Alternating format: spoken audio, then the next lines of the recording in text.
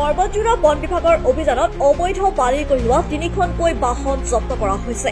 কোকৰাঝাৰ জিলাৰ পৰ্বতজোৰা বন সংমণ্ডলৰ প্ৰাধিকাৰী কাৰ্যালয় বন সুৰক্ষা দলৰ অভিযানত 17 নম্বৰ ৰাষ্ট্ৰীয় ঘাইপথত অবৈধভাৱে বালি কঢ়িওৱা এখন ডাম্পাৰ আৰু 2খন বলেৰো পিকআপ বাহন জব্দ কৰিবলৈ সক্ষম হয়।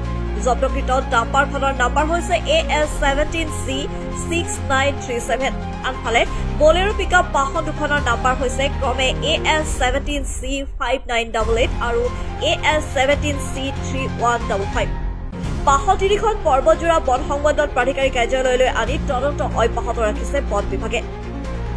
মানে 2-3 দিনৰ পৰা শুনা পাই আছিলো যে এটা চালানে দি 2 টিপ 3 টিপকৈ মাৰে বোলে।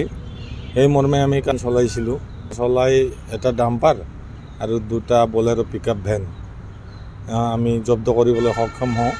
সঁচাকৈ এটা চালান দি 3 টিপকৈ 2 টিপকৈ মাৰে।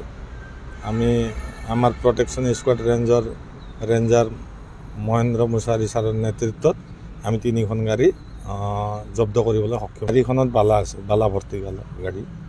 ক'ত অভিযানটো চলিছে? আমি এই সুপাৰী ঘাটৰ পৰা আমি মণিপুৰলৈকে ৰাউণ্ড মাৰি আছিলোঁ।